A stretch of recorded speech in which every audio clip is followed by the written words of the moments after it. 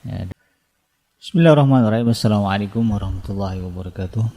Innal hamdalillah nahmaduhu wa nasta'inuhu wa nastaghfiruh wa na'udzu billahi min shururi anfusina wa min sayyiati a'malina may yahdihillahu fala mudilla lahu wa may yudlilhu fala hadiyalah. Asyhadu an la ilaha illallah wahdahu la syarikalah wa asyhadu anna Muhammadan abduhu wa rasuluhu la nabiyya ba'dah. Allahumma salli wa sallim ala hadha nabiyil karim wa ala alihi wa ashabihi wa man tabi'ahum bi ihsanin ila yaumiddin. Wa qala Allah ta'ala fi kitabihil karim ya ayyuhallazina amanu taqullaha haqqa tuqatih wa la tamutunna illa wa antum muslimun. Ya al-haq adkhilna mudkhala sidqin wa akhrijna mukhraja sidqin wa ja'alna min ladunka sultanan nasira. Ja al-haq wa zahaqal batil innal batila kana zahuqa.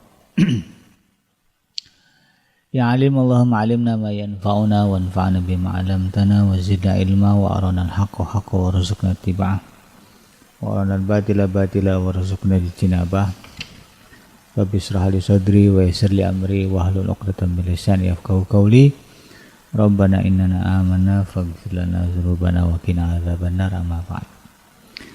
Alhamdulillah, segala puji dan syukur adalah milik Allah, Tuhan semesta alam yang telah menciptakan kita. Dan karena rahmat dari Allah Subhanahu wa Ta'ala, kembali kita berjumpa di udara di gelombang 104 AM iDream Radio Successful Muslim Family dalam program Tarbiyatul Aulad, di mana insyaallah kita akan coba menelusuri ya bagaimana selayaknya atau sepatutnya kita sebagai orang tua ya, atau juga mungkin sebagai pendidik atau guru ya, di dalam menjalankan fungsi pendidikan ya dalam keluarga kita, terutama kepada anak-anak kita. Harapannya mudah-mudahan dengan fahamnya kita bagaimana Islam ya, atau ajaran Islam mengarahkan kita untuk menjalankan fungsi pendidikan dalam keluarga atau kepada anak ya, maka mudah-mudahan anak-anak kita menjadi anak-anak yang soleh ya, yang akan mendatangkan kemaslahatan bagi dirinya dan juga bagi kita orang tuanya ya, di dunia dan juga di akhirat insyaallah, amin ya rabbal alamin. Tidak lupa kita baca salawat dan salam. Allahumma sholli ala sayyidina Muhammad wa ala ali sayyidina Muhammad. Assalamualaikum ayuhan nabi warahmatullahi wabarakatuh.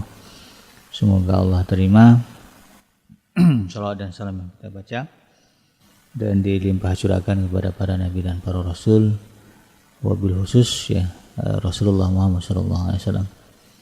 Dan semoga kita termasuk ke dalam kelompok orang yang akan berbahagia, bisa bertemu dengan Allah nanti dalam keadaan sejahtera, dijauhkan dari azab api neraka, dikumpulkan bersama dengan hamba-hambanya yang soleh dan dimasukkan ke dalam jannahnya ya. Lalu kemudian dipertemukan dengan Rasulullah Muhammad SAW di tepi sebuah telaga, di bawah naungan pohon yang sangat indah insyaallah, amin ya rabbal alamin. Sahabat Dream yang dirahmati Allah dimanapun Anda berada, melanjutkan kajian kita dalam program Tarbiyatul Aulad yang merujuk kepada kitab yang ditulis oleh Dr. Abdullah Nasir Alwan dalam kitab yang berjudul Tarbiyatul Aulad fil Islam atau pendidikan anak di dalam Islam. Kali ini saya akan masuk ke pembahasan berikutnya tentang mengajarkan anak ya untuk menutup aurat. Dalam hal ini ya tentu sebagai seorang muslim kita paham ya bahwa ada yang disebut dengan aurat ya, di dalam ajaran Islam. Dan aurat ini ya, bagi di dalam perintah ya yang diturunkan oleh Allah dan Rasulnya wajib ditutup. Jadi laki-laki punya aurat ya, perempuan juga punya aurat, dan aurat laki-laki dan perempuan ini wajib ditutup dari pandangan mereka yang bukan mahram.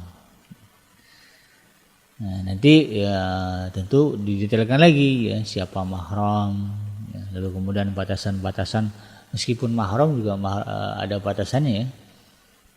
Bab aurat ini begitu kan, tidak serta-merta mentang-mentang mahram kemudian bebas ya, untuk saling melihat aurat masing-masing ya, tidak juga. Ada juga aturan-aturannya, batasan-batasannya yang tujuannya adalah sebetulnya untuk keselamatan, ya. Keselamatan semuanya, keselamatan anggota keluarga, ya apalagi kalau kita bicara fenomena pada hari ini ya banyak terjadi hubungan penyimpangan seksual ya, di mana apa yang disebut dengan insis ya, hubungan seksual sesama anggota keluarga, kakak dengan adik ya, ayah dengan anak, ibu dengan anak, nauzubillah, itu jangan sampai terjadi di keluarga kita. Tapi fenomena itu sering terjadi atau ada terjadi di negara kita, lebih-lebih lagi di negara-negara yang mengedepankan kebebasan ya, seperti di Amerika, di Eropa, itu lebih-lebih lagi ya, kasus-kasus insis yaitu hubungan seksual antar anggota keluarga terjadi. Nah ini dan untuk mencegah itu Islam membatasi gitu. Makanya kan di dalam salah satu cara bagaimana Islam mencegah itu adalah bahwa anak-anak ini ketika mereka sudah mulai mengerti ya aurat masing-masing, itu tidurnya dipisah dengan orang tua ya, dipisah dengan kakak adiknya yang lain jenis kelamin. Makanya kalau berbicara konsep rumah sederhana ya, atau RSS ya. RS ya, rumah sederhana, atau SSS ya, rumah sangat sederhana. Jadi sesederhana-sederhananya rumah keluarga muslim itu minimal punya 3 ruangan, 3 kamar, minimal punya 3 kamar deh. Yang pertama kamar ya untuk orang tua ya, ayah dan ibu. Yang kedua kamar untuk anak lelaki dan kamar untuk anak perempuan. Nah, minimal 3. Kecuali memang punya anaknya cuman satu jenis kelamin begitu ya. Kan ada yang punya anak 5 tapi perempuan semua, itu nggak ada masalah ya. Punya kamar cuma 2 juga nggak apa-apa, ditampung. Jadi satu kamar, yang penting jenis kelaminnya sama. Atau anaknya laki-laki semua, ya nggak apa-apa, punya 2 kamar juga kan ada ya. Tipe kalau nggak salah zaman saya masih sekolah dulu di SMP itu, di tempat saya di Bekasi itu ada pembangunan rumah ya tipe 36. Saya lihat kamarnya cuma 3, luasannya 36 meter gitu. Ya, luas bangunannya 36 meter persegi gitu. Itu kamarnya cuma 2. Kamar 2 ada dapur sama kamar mandi gitu ya. Ruang tamu deh. Ya kalau memang tidak punya anak lelaki, tidak punya anak sepasang ya, tidak masalah ya. Tapi kalau punya anak sepasang, laki dan perempuan, maka minimal ya, para ayah ini harus tahu ya, punya rumah itu kamarnya 3. Susah bikinnya sekarang, insya Allah kalau kita tekadkan ya, demi memenuhi ketentuan syarat ya Allah mudahkan. Kadang kita mikirnya wah susah, rumah mahal. Ya sekarang niat yang jadi masalah, niat kita nyari rumah atau bangun rumah apa? Ya. Coba niatkan ya itu semua karena ingin memenuhi ketentuan syariat ya, bahwa agama memerintahkan kita ya untuk memisahkan tempat tidur anak laki dan perempuan, ya kita minta kepada Allah, niatkan. Insyaallah dimudahkan oleh Allah Subhanahu wa taala. Jadi itu ya. Dan bagian penting ya dari itu semua adalah bagaimana anak-anak ini paham bahwa dalam tubuh mereka ya, dalam diri mereka itu ada yang disebut dengan aurat ya. Ada batasan-batasannya ya, bagi anak laki-laki ya, dari mulai pusat ya sampai lutut, nah itu aurat mereka, aurat minimal. Kalau bicara Rasulullah SAW, betis juga bagi Rasulullah aurat ya. Rasulullah itu kalau tersingkap betisnya malunya luar biasa, mukanya memerah. Kita kadang-kadang lebih dari betis masih nggak malu gitu ya, yang laki-laki itu kemana-mana pakai celana di atas lutut gitu masih biasa-biasa aja. Rasulullah betisnya nampak saja malu luar biasa. Dan bagi perempuan ya yang menjadi aurat adalah selain dari tapak tangan dan wajah. Itu pun masih ada khilaf ya di kalangan ulama. Ada yang bilang tapak tangan itu berarti ininya aurat dong gitu ya. Nah, ada juga yang mengatakan enggak ya, telapak tangan itu semua. Ya sebatas ini ke atas gitu kan. Nah itu nanti pembahasannya lebih detailnya. Makanya ada yang jenis pakaian itu ya, bagi beberapa wanita muslimah saya lihat ininya tertutup. Jadi ada manset ya, manset disarungkan ke jari kalau salah. Jadi ini tertutup. Nah, karena untuk bagian atas ini susah. Masa pakai sarung tangan gitu ya. Jadi yang paling minimal itulah ya. Nah ini tertutup ya. Jadi cuma terlihat jari-jari saja. Ya itu nggak usah dipermasalahkan lah. Misalnya wah lebay. Ya memang itu bagian dari upaya dia untuk memenuhi ya, perintah Allah dalam pemahaman dia. Ya nggak apa-apa. Dan nggak ganggu kita juga gitu kan. Apa dia mengganggu kita gara-gara menutup ini kan enggak. Atau yang pakai cadar misalnya ya. Karena ada yang mengatakan juga punya prinsip ya aurat wanita itu selain dari bola mata dan tapak tangan. Jadi yang lain ini aurat gitu ya. Sehingga dia pakai cadar. Nah, jangan dipersoalkan juga begitu ya. Mereka yang pakai cadar ini. Kadang-kadang ada orang yang karena punya mulut julid ya. Lihat perempuan pakai cadar itu kayaknya resah gitu. Padahal nggak mengganggu juga. Apa mereka mengganggu gitu? Tidak, malah aman ya. Suami kita ya kalau yang ibu mungkin jadi nggak ngelirik dia. Ini tertutup ya. Kalau kata dokter Zakir Naik itu no second look ya. Tidak ada pandangan kedua bagi wanita yang berhijab ya, yang sampai bercadar gitu. Jadi malah harusnya bersyukur ya, terutama bagi kaum ibu ya kalau papasan di jalan ketemu wanita-wanita yang pakai cadar. Ya. Jadi jangan dimusuhi atau dijulidin gitu ya. Dibilang apalah kayak ninja. Kadang saya bingung juga ya. Padahal mereka yang pakai cadar itu nggak mengganggu. Gitu. Itu hanya iblis lah yang membisikkan kepada hati ya orang-orang yang mulutnya itu ya, sehingga kesannya muncul ya itu tadi seolah-olah mereka ini pengganggu, padahal enggak juga, enggak ada lah ya mengganggu. Ini yang perlu kita pahami. Di luar dari khilaf ya atau perbedaan pandangan para ulama terkait dengan masalah batasan aurat, tetapi ada yang tentu ada poin-poin yang disepakati oleh jumhur ya, oleh mayoritas ulama. Ini yang kita pegang aja lah ya. Terkait dengan perintah menutup aurat ini, Allah Subhanahu wa taala ya secara khusus ya, memerintahkan kepada Rasulullah sallallahu alaihi wasallam agar kemudian dicontoh oleh kita umatnya di dalam surah An-Nisa, surah Al-Ahzab ya. Surah Al-Ahzab ayat yang ke-59. A'udzubillahi minasyaitonir rajim. Ya ayuhan nabi qul li azwajika wa banatika wa nisa'il mu'minin yudninina 'alaihinna min jalabihinna dzalika adna ay yu'rafna fala yu'zan wa kana Allahu ghafurur rahim. Wahai Nabi, ya, spesifik ini perintah kepada Nabi. Qul li azwajika, katakanlah, ya, perintahkanlah kepada istri-istrimu, wa banatik, dan juga kepada anak-anak perempuanmu, wa nisa'il mu'minin, ya, wa nisa'il mu'minin, dan juga kepada wanita-wanita mukmin. Apa perintahnya? Yudninina 'alaihinna min jalabihinna, agar hendaklah mereka mengulurkan jilbabnya ke seluruh tubuh mereka. Dzalika adna, yang demikian itu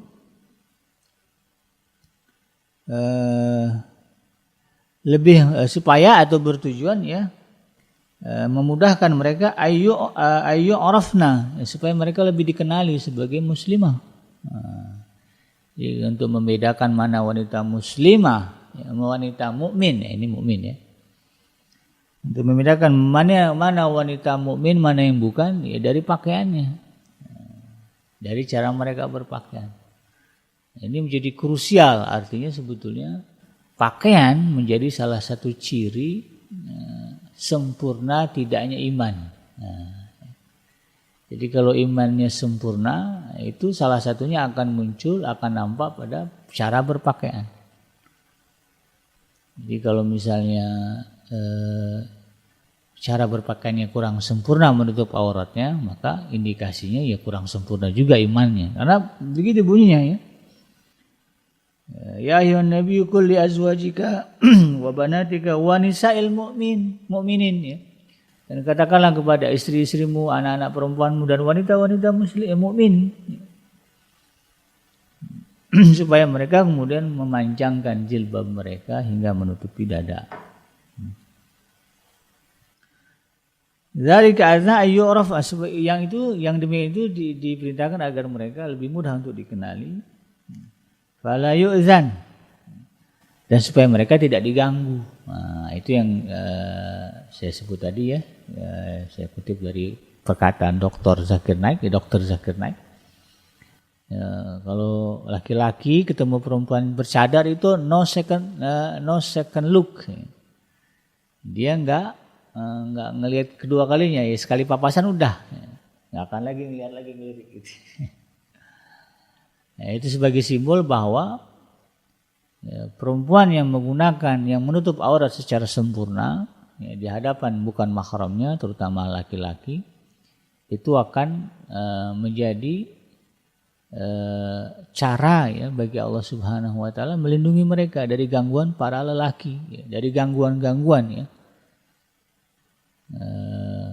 Karena berbicara gangguan yang namanya laki-laki ya, mereka itu secara alami ya, naluri ya memang punya kecenderungan ya kepada ketertarikan kepada lawan jenis ya.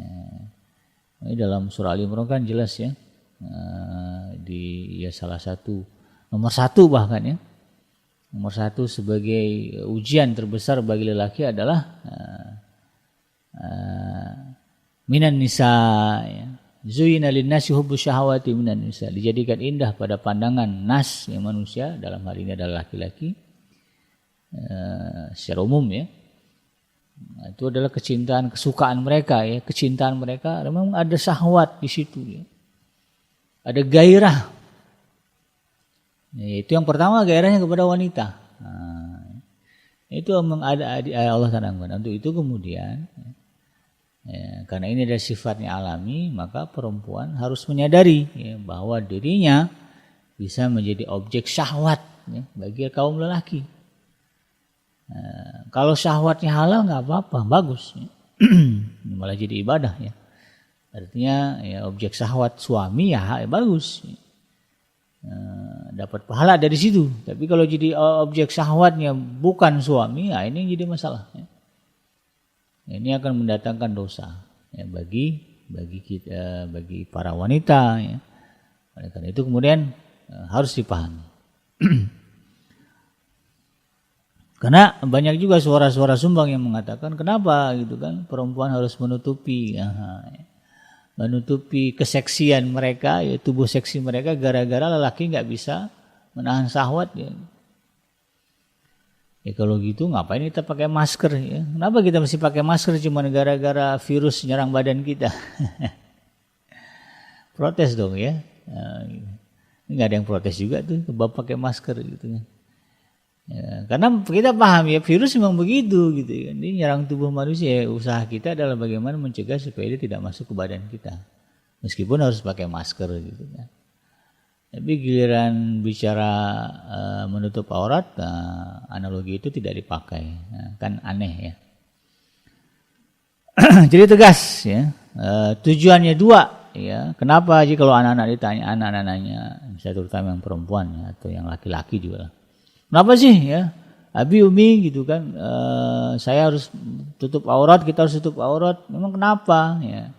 Maka tunjukkan mereka ke dalam surah ini, surah Al-Ahzab ayat yang ke-59. Tujuannya 2 anak. Yang pertama, biar kamu lebih mudah dikenali ya, sebagai seorang mukmin atau bukan. Ya, kalau yang laki-laki ya, yang membedakan antara dirinya laki-laki mukmin dan yang bukan mukmin, ya itu salah satunya pakaiannya. Bahwa pakaian seorang mukmin laki-laki yang menutupi aurat. Jadi dia nggak mau tuh ya ikut-ikutan acara-acara yang kemudian ya, memamerkan auratnya. Nah, kan ada tuh ya kalau atlet ya binaraga misalnya itu ya. Nah, itu kan cuma pakai celana dalam aja tuh. Badannya kelihatan. Nah, ini bagi mukmin nggak mau ya. Harus tampil begitu gitu kan. Kemudian juga apa namanya? Ya adalah ya jenis-jenis olahraga yang kadang-kadang bagi lelaki dia pakai pakaian yang menampilkan auratnya ya. Pakai celana pendek cuma sepaha ya, menutup lebih dikit dari dari kemaluannya. Jadi pahanya masih terlihat besar. Nah, jadi kalau mukmin dia nggak mau tampil-tampil ikut-ikut di acara seperti itu. Yang kedua ya, supaya hal yang demikian itu supaya mereka terhindar dari gangguan ya, supaya kamu nggak diganggu ya. Kalau kamu menutup aurat dengan sempurna maka insya Allah itu menjadi salah satu cara kamu aman ya dari gangguan seksual ya, dari perilaku penyimpangan seksual, kekerasan seksual, KDRT dan sebagainya yang dipicu oleh masalah seksual tadi ya. Ada juga dulu ya berita gitu kan saya pernah baca ada seorang ayah gelap mata ya memperkosa anaknya yang perempuan dengan alasan waktu ditanya karena anaknya itu tadi sering mengumbar aurat depan ayahnya, jadi nggak paham gitu kan bagaimana menjaga ya, auratnya di hadapan ya, lawan jenisnya walaupun itu katakanlah ayahnya atau gimana. Apalagi kasus-kasus dengan ayah tiri ya itu juga banyak terjadi. Sambung gitu. Nah, ini yang kemudian kita harus pahamkan kepada anak-anak kita. Ini cara Allah Subhanahu wa taala untuk menjaga kamu dari gangguan ya. Dari gangguan tindakan pelecehan seksualnya lagi musimnya. Sampai-sampai negara bikin undang-undang TPKS ya. Undang-undang pencegahan kekerasan, undang-undang tindakan pencegahan kekerasan seksual. Sebetulnya kalau berbicara itu ya bagus ya ada undang-undangnya, diperkuat lagi gitu. Cuman bagi seorang muslimah yang paling mendasar adalah kesadarannya untuk kemudian menutup auratnya secara sempurna di depan mereka yang bukan mahramnya. Ini menjadi cara yang automatically auto terjaga itu insya Allah. Apalagi niatnya memang karena Allah gitu ya, bukan karena modis ya, pengen kelihatan cantik ya, dengan jilbabnya. Ya beda ini ya. Jadi kalau niatnya karena Allah, patuh kepada Allah, Allah yang memerintahkan, dia patuhi perintah Allah itu nggak mungkin lah Allah tuh nggak akan jaga. Kita tuh kurangnya di situ saja ya. Nah, maka ini tekankan juga kepada anak-anak ya. Kalau dia nanya kenapa sih Umi, Abi ya, Nanda harus nutup ini ya. Ini perintah Allah. Kenapa Allah memerintahkan? Tujuannya dua, biar kamu kelihatan, biar kamu ketahuan sebagai seorang mukmin ya di hadapan manusia, dan biar kamu juga dijaga ya, terjaga dari gangguan pelecehan seksual ya di hadapan manusia juga. Nah, insya Allah dengan demikian ya ini nyambung ya, sinkron gitu ya. Ini jangan sampai ada kalimat-kalimat dia pakai jilbab tapi berzina juga ya atau diperkosa juga, itu pembahasannya lebih dalam ya, ada lagi nanti buat. Tapi ya minimal dia tahu ya. Dengan penjelasan kita ya bagaimana menutup aurat yang sempurna ini bisa mencegah mereka. Nah, nanti dijelaskan bagaimana pakaian seorang wanita mukminah ya. Ya enggak cuma pakai jilbab ya, enggak cuma itu, tapi ada juga bagian-bagian lainnya yang harus dipatuhi. Di dalam surah An-Nur ayat yang ke-30 dan 31 ya. Lebih diperjelas lagi ya.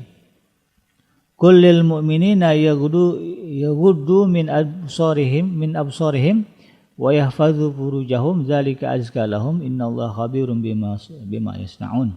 Wa kullil mu'minati yaghuddna min absarihinna wa yahfazna furujahunna wala yubdina zinatahunna ila ma dhahara minha wala yadribna bi khumurihinna ala juyubihinna wala yubdina zinatahunna illa li bu'ulatihinna aw abaihinna ila akhir ayat.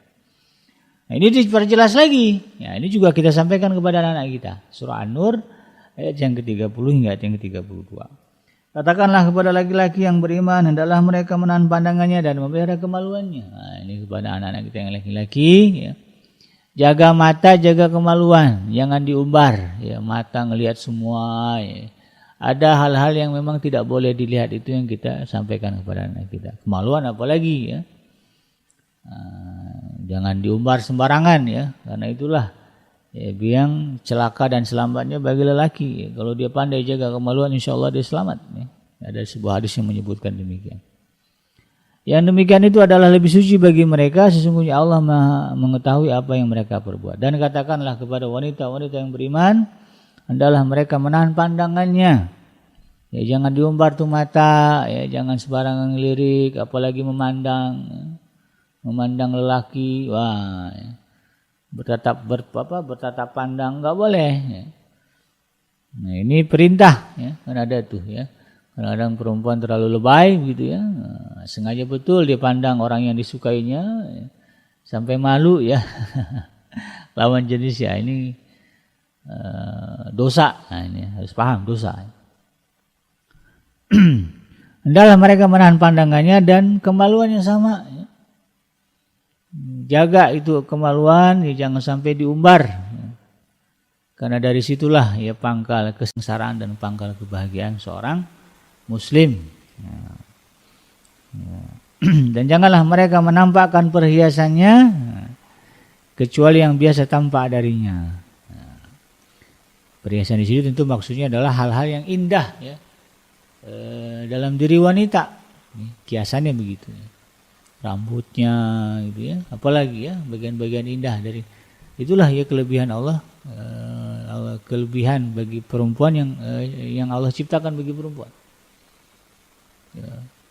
Jadi perempuan itu zuyyina linnas, dijadikan indah. Makanya kalau kita lihat iklan barang apa aja itu modelnya kebanyakan perempuan. Karena memang dari diri perempuan ini banyak yang indahnya gitu, ya. Sehingga mereka banyak digunakan sebagai model iklan. Nah, disinilah Allah kemudian menegaskan, ya, janganlah mereka menampakkan perhiasannya kecuali yang biasa nampak darinya, dan hendaklah mereka menutupkan kain kudung ke dadanya, dan janganlah menampakkan perhiasannya kecuali kepada suami mereka atau ayah mereka. Ya, itu ada lagi penjelasan bawah. Ya, kadang-kadang kepada ayah juga harus dijaga-jaga gitu kan. Nah, jangan semuanya diumbar dilihat. Ya, pakaianlah yang sopan, yang santun, ya, kecuali yang biasa nampak, ya, ini mungkin nampaknya nggak apa-apa. Tapi kalau udah bagian sini ke bawah ya sampai lutut, ya jangan sampai kemudian nampak. Nah, ini yang kemudian kita ajar kepada anak-anak. Nah, pertanyaannya, ada juga nih yang muncul nih, apakah seorang wanita diwajibkan menutup wajahnya? Nah, ini bab cadar, ya. Nah, dalam hal ini Dr. Abdullah Nasiulwan punya pendapat. Nah, ini kembali kepada kita semuanya, apakah ya setuju atau tidak, ya masing-masing lah, ya. Kalau setuju ya diikuti, tidak setuju ya tidak apa-apa, ya, tidak ada pemaksaan gitu. Yang pertama, menjawab pertanyaan tersebut, ya, Dr. Abdullah Nasiulwan mengatakan, ya, ada penjelasan, ya, para ulama ahli tafsir dari kalangan sahabat, ya, dan setelahnya dalam menafsirkan firman Allah Subhanahu wa taala terkait dengan surah Al-Ahzab, ya, perintah menutup aurat ini di ayat yang ke-59, yang mengatakan, ya ayuhan nabiyyu qul li azwajika wa banatika wa nisa'il mu'minina yudninina 'alaihinna min jalabihinna, ya. Hai Nabi, katakanlah kepada istri-istrimu dan anak-anak perempuanmu dan istri orang-orang mukmin, hendaklah mereka mengelurkan jilbabnya ke seluruh tubuh mereka. Diriwayatkan, ya, kata Dr. Abdullah Nasiulwan, ya, diriwayatkan oleh Ibnu Jarir At-Tabari dan Ibnu Abbas, ya, radhiyallahu anhu, ya, amarallahu nisa'al mu'minina idza kharajna min buyutihinna fi hajatin au yughattina wujuhahunna min fawqil jalabib ya. Wa yubdina aina wahidah. Allah memerintahkan kaum wanita mukminah apabila mereka keluar dari rumah-rumah mereka, ini kata Ibnu Abbas ya radhiyallahu anhu, ya, agar mereka ya, apabila mereka keluar dari rumah-rumah mereka untuk sesuatu keperluan ya, untuk menutup jilbab ke wajah mereka dari atas ya, dan menampakkan sebelah matanya. Nah, ini cuma satu mata yang kelihatan. Ini diriwayatkan oleh Ibnu Jarir, kemudian At-Tabari dari Ibnu Abbas ya. Ibnu Jarir At-Tabari dari Ibnu Abbas. Kemudian diriwayatkan Ibnu Jarir dari Ibnu Sirin. Kalau dari Imam At-Tabari, ini dari Ibnu Sirin. Aku bertanya kepada Ubaidah bin Al-Haris Al-Hadrami tentang firman Allah Subhanahu wa taala, yudninina 'alaihinna min jalabihinna, agar mereka mengulurkan jilbabnya ke seluruh tubuh mereka.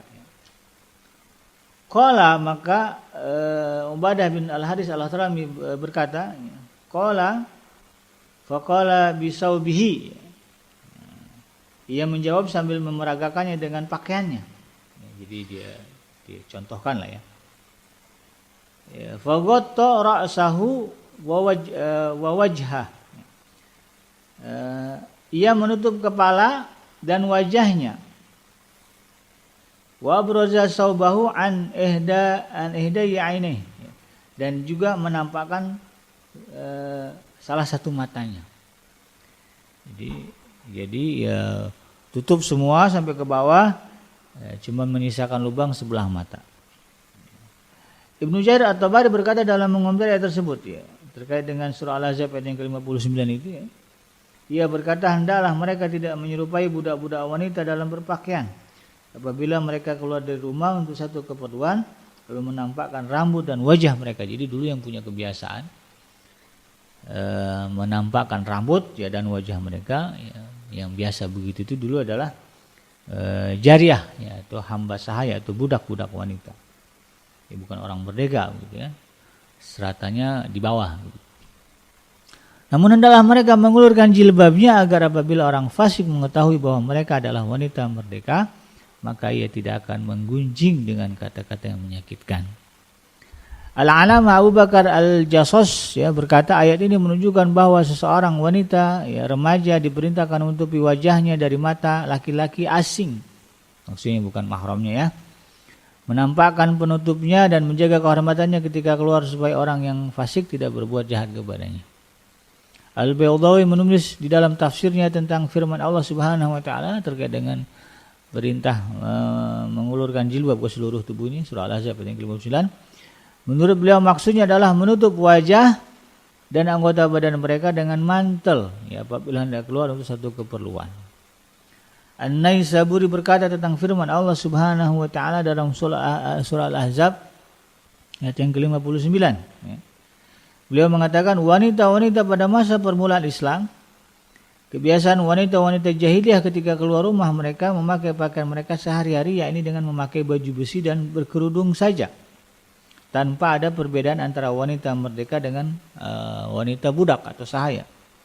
Kemudian mereka diperintahkan untuk memakaikan rida ya, kain lebar yang menutupi kepala serta wajah mereka. Ini ilustrasi ya, bagaimana gambaran ya wanita-wanita di zaman jahiliyah.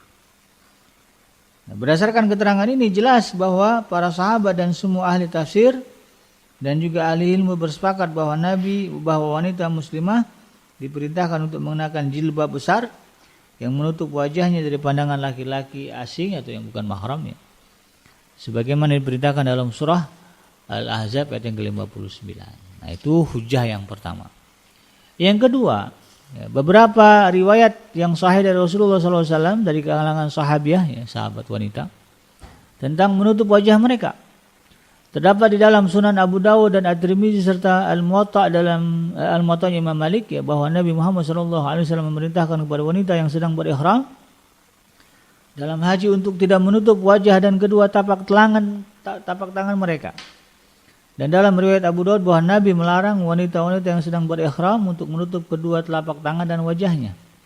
Nah, hal ini menurut beliau jelas menunjukkan bahwa wanita-wanita pada zaman Nabi sudah terbiasa memakai niqab atau cadar dan memakai kaos tangan, manset ya kalau sekarang ini.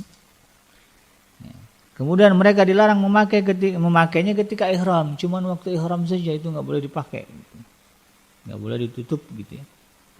Namun larangan ini tidak bersifat mutlak sebagaimana diterangkan dalam sebuah hadis, dalam beberapa hadis. Yang pertama disebutkan dalam Sunan Abu Daud dari Sayyidah Aisyah radhiyallahu anha berkata, pernah ada orang yang menaiki kendaraan lewat di hadapan kami sedang kami bersama dengan Rasulullah sallallahu alaihi wasallam dalam keadaan ihram.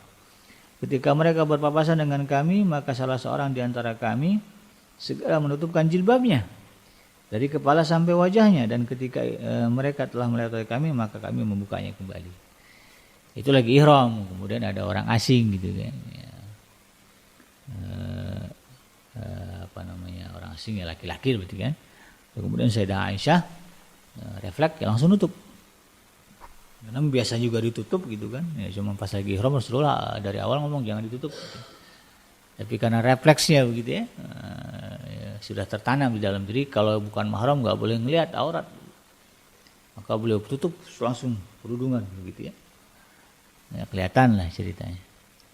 Itu nggak dilarang sama Nabi gitu. Jadi ini menunjukkan bahwa larangan ya, tidak larangan memperlihatkan ya bagian-bagian tadi itu ya, telapak tangan dan wajah ya, ketika ihram itu tidak mutlak. Karena Rasulullah ya kedapatan begitu ya, tidak melarang. Disebutkan juga di dalam Al-Muwatta Imam Malik bahwa Fatimah binti Al-Munzir berkata, kami menutup wajah kami sedangkan kami dalam keadaan ihram, dan kami bersama dengan Asma binti Abu Bakar, dan ia tidak mengingkari yang kami lakukan. Jadi ya tentu tidak diragukan ya bagaimana pengetahuan dan ilmunya dari Sayyidah Asma ya binti Abu Bakar. Ya, dan Fatimah Al-Munzir ya dalam hari ini mengatakan ya, tidak ada reaksi apapun ya, ketika kami menutup memakai cadar saat ihram gitu, menutup bagian-bagian yang lainnya.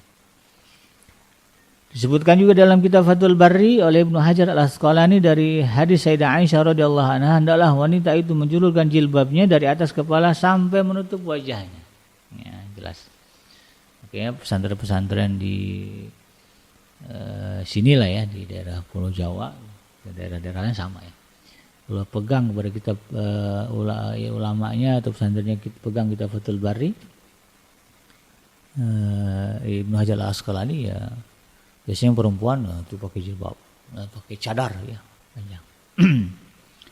Disebutkan dalam As-Sahihah bahwa seorang wanita muslimah sedang menunaikan keperluannya di pasar Bani Qainuqa, dan wanita muslimah tersebut mengenakan jilbab. Kemudian seorang Yahudi menghadang sembari menghina jilbab yang ia kenakan, dan orang Yahudi terlaknat itu juga hendak menyingkap penutup wajahnya. Akan tetapi ia menolaknya, kemudian meminta tolong. Lalu ada seorang lelaki muslim yang menyerangnya dan membunuh orang Yahudi tersebut sebagai balasan dari perbuatan kedua tangannya yang berdosa itu. Jadi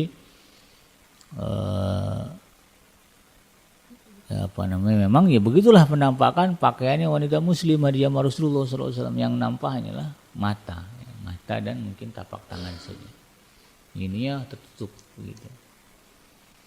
Sehingga orang Yahudi jengkel gitu ya. Ini sama lah ya. Suara-suara sumbang zaman sekarang yang mencibir ya, wanita-wanita memakai cadar begitu ya. Jadi rupanya itu udah ada di zaman Yahudi gitu. Yang jadi zaman Nabi yang melakukan itu orang Yahudi. Mencela ya, disebutlah apa macam-macam lah ya. Ini hati-hati nih bagi Anda ya, bagi kita yang suka ya, mencela ya wanita muslimah yang ya, memakai cadar. Nah, dari keterangan hadis-hadis yang di sahih ini, maka jelaslah bahwa istri-istri Rasulullah SAW dan juga para sahabat ya, yang wanita gitu ya, memakai penutup wajah jika hendak keluar menunaikan keperluannya. Bahkan di saat mereka sedang berihram juga sama ya.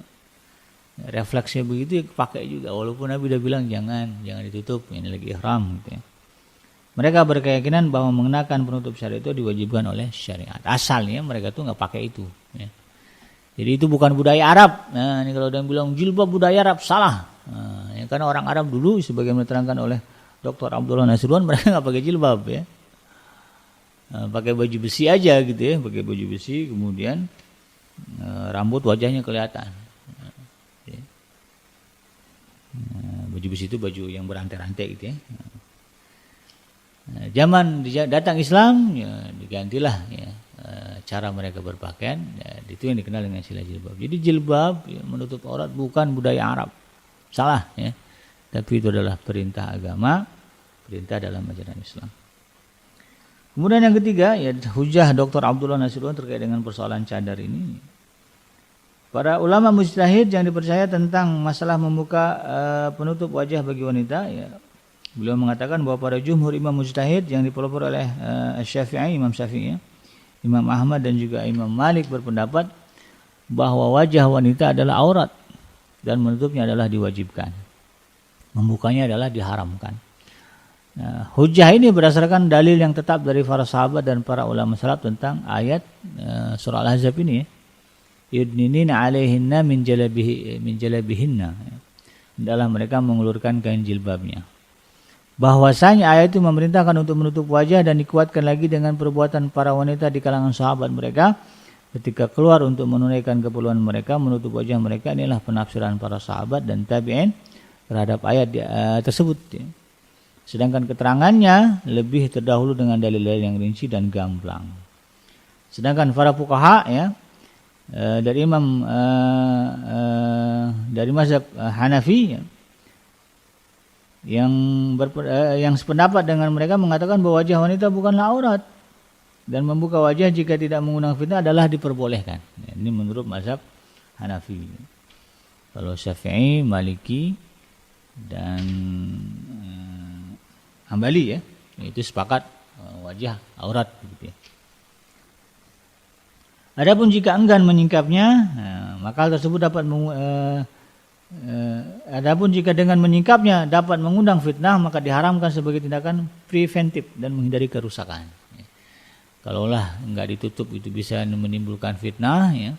Jadi riuh rendah ya suasana ruangan. Datang ini wanita muslimah ya, jadi kacau begitu ya, gara-gara dia menampakkan wajahnya tutup aja. Sekarang gampang kok ya, pakai masker ya. Nah, udah sama kayak cadar gitu kan.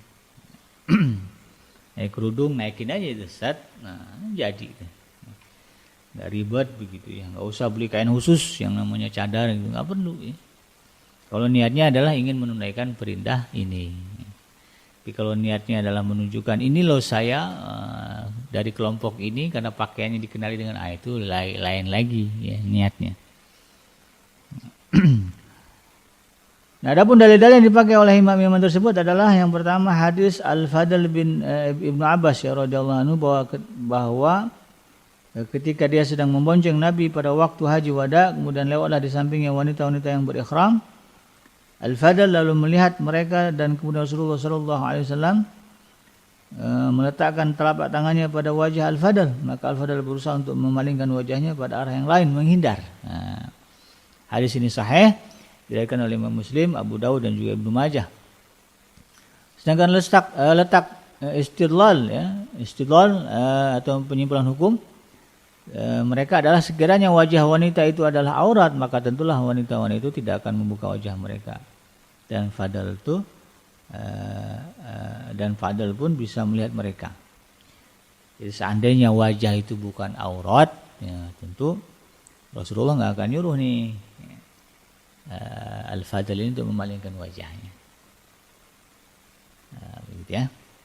Jadi itu dianggap aurat. Kemudian hadis Asma bin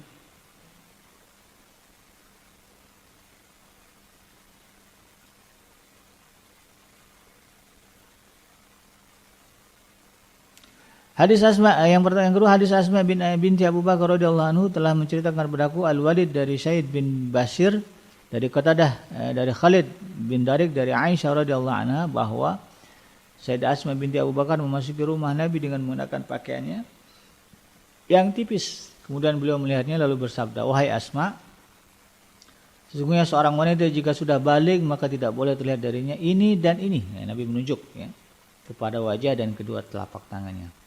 Kedua hadis ini dijadikan dalil di atas komentar para ulama fikih tadi ya. Dan bagaimana terkait dengan penjelasan itu tadi ya. Dari hadis Fadl bin Abbas ini bukanlah sebagai dalil atas pembolehan membuka wajah bagi seorang wanita di hadapan lelaki asing, sebab wanita-wanita yang dilihat oleh Al-Fadl adalah mereka yang sedang berikhram dalam ibadah haji wada. Dan wanita-wanita yang berikhram diperbolehkan untuk membuka wajah ini berdasarkan la tantakibil mar'atu wala talbisil qafazain. Janganlah wanita itu menutupi wajahnya dan memakai tutup kedua telapak tangannya. Yang kedua, sesungguhnya hadis Asma yang dipakai sebagai dalil membolehkan membuka wajah adalah hadis mursal. Itu maksudnya sadani terputus. Ibnu Katsir berkata di dalam kitab tafsir pada juz 3 halaman 283, Abu Dawud dan Abu Hatim Ar-Razi berkata hadis itu adalah hadis mursal. Ya, Khalid bin Darik tidak mendengar langsung dari Sayyidah Aisyah. Mayoritas ahli hukum menggolongkan hadis mursal ke dalam hadis dhaif.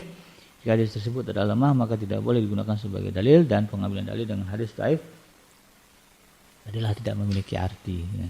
Jadi pada intinya dalam hal ini ya kembali kepada kita ya, mau ikut pandangan mazhab siapa. Ya, kalau dalam mazhab Imam Syafi'i, Imam Hambali dan juga Imam Maliki ya, wajah wanita itu aurat. Sehingga harus ditutup. Ya. Sementara mazhab Imam Abu Hanifah ya, ini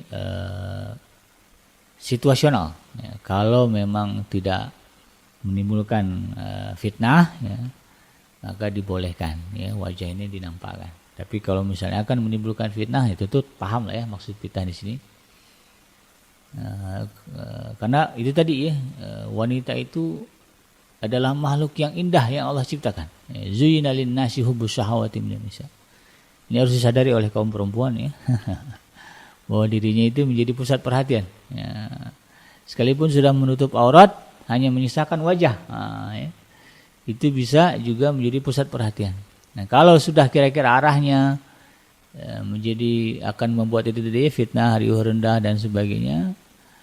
Ya, orang sekelas satu ruangan jadi heboh, wah itu ada kan? Ya, orang saking cantiknya, bingung gitu ya, fokusnya kemana gitu. Ya. Nah ini sebaiknya ditutup. Ya. Jadi Anda ya, anak-anak kita terutama nih, ajarkan. Kalau kita tahu nih anak kita nih cantik yang perempuan nih, ya, kecantikannya Allah berikan lebih. Ya. Allah anugerahkan kecantikan yang lebih, sadarkan kepada mereka, nak kamu itu cantik. Ya Allah anugerahkan kamu kulit yang bagus, ya, mata yang bagus, dan ini ujian dari Allah Subhanahu wa taala. Karena banyak ya wanita-wanita dengan kecantikan seperti kamu, lalu kemudian dia tergelincir ke dalam dosa dan kemaksiatan, makin jauh dari Allah Subhanahu wa taala. Nah, dan kita tidak mau itu terjadi pada diri kamu. Ya. Kamu sadari bahwa kamu cantik dan ini adalah ujian dari Allah Subhanahu wa taala supaya kamu tidak tergelincir ke dalam dosa dan kemaksiatan karena kecantikan kamu. Maka tutuplah ya wajahmu ini ketika nanti berada di tempat umum. Ya. Nggak susah, pakai masker aja. Ya. Usahlah pakai kain-kain khusus. Pakai masker kemana-mana. Lupa bawa masker, jilbab yang kadang-kadang kan ada ya, jilbab yang ujung kain itu angkat, tarik. Sematkan pakai kain peniti, ya, pakai peniti. Cukup. Tapi kalau sudah aman ya, kumpulnya cuma di kalangan perempuan-perempuan saja ya. Atau di jalan kan, kalau di jalan kan orang kadang-kadang juga ya, tidak banyak memperhatikan ya enggak apa-apa ya. Kalau menurut mazhab Imam Hanafi ya. Ya, kembali kepada kita semuanya. Yang jelas ya, di luar itu ya bagi wanita sepakat lah ya para ulama tidak boleh nampak ya, rambut ya, selain dari wajah dan tapak tangan lah ya. Demikian sahabat yang dirahmati Allah, mudah-mudahan bermanfaat ya dan bisa kita aplikasikan dalam pendidikan kepada anak kita.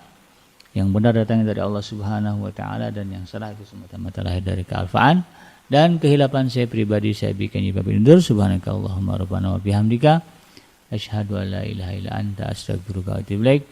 Alhamdulillahirabbil alamin. Wassalamualaikum warahmatullahi wabarakatuh.